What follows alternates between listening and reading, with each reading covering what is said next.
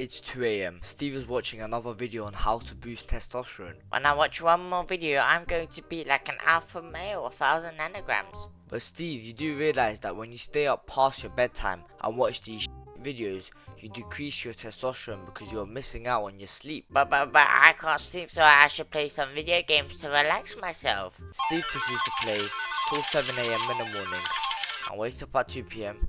and repeats the cycle, stuck at 300 nanograms. I remember I was watching videos on how to boost testosterone and trying to do all the little shit, fucking icing your balls or like semen retention bullshit when my sleep wasn't even good and my diet was trash. So the advice with sleep you hear is 8 hours a night.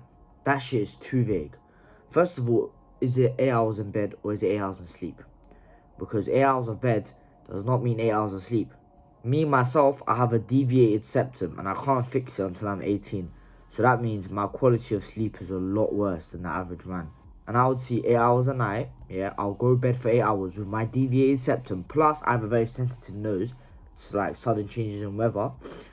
And I was getting a horrible sleep until I was like 14.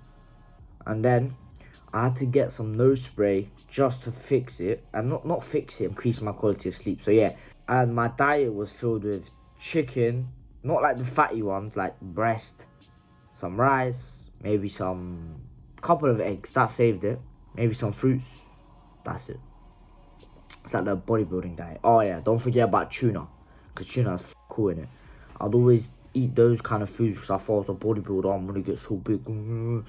But these people are on steroids and I'm natural trying to eat their steroid diet. When you're on steroids, you don't have to worry about your hormone levels because you're injecting that shit. All they have to do is maximize muscle protein synthesis. We have to maximize our testosterone and muscle mass. In the UK, we have chicken and chips, like the most worst fucking food for you.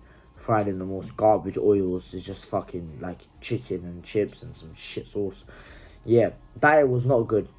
But as a natty, keeping high testosterone is really hard. You have to focus on your omega-3 to omega-6 ratio. You have to make sure you're not too stressed. You have to make sure you're eating the correct macronutrients. You have to make sure you are sleeping well. You have to make sure you are not being sedentary, so you're exercising enough, but you're not exercising too much because that could also lower testosterone. You gotta make sure you're not too fat because that will increase estrogen, but you have to make sure you're not too lean. So it's really hard to keep high testosterone. And don't listen to BS influencers selling their shit product to you and saying, oh, if you do semen retention for 10 days and then you could fucking levitate and fly, or do this kind of cold therapy shower for. Those are all bullshit. I was doing that shit when my sleep wasn't even good. And you saw the title of the video.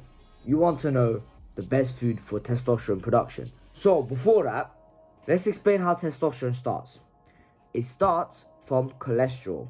And you've probably heard of cholesterol before. It's been demonized by these fat doctors saying that cholesterol is bad for you and could cause heart disease, when cholesterol is like the building block of testosterone. So if you eat a low cholesterol diet, you're going to have lower testosterone. So it goes from cholesterol to prognesterone or some boot, I can't even say it, and then progesterone. And then it goes to testosterone, right? And some of that testosterone gets converted into estrogen via aromatase. So it's like an enzyme that converts your T into estrogen. And there's another enzyme called 5-alpha reductase which converts your testosterone into a more powerful form called DHT. And DHT is super important, especially for teenagers.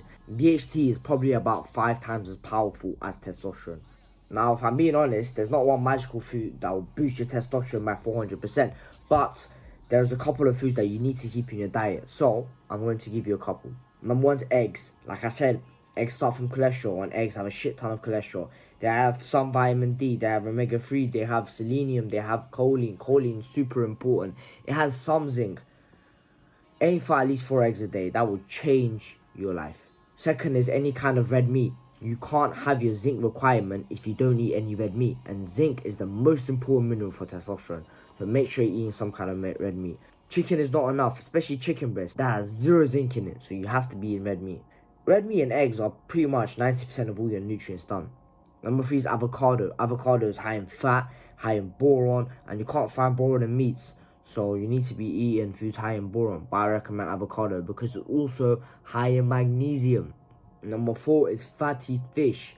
You want your omega-3 to be higher than your omega-6, and fish increases your omega-3, and omega-6 is found in seed oils, so eat less seed oils. So yeah, I'm done with this video. Bye.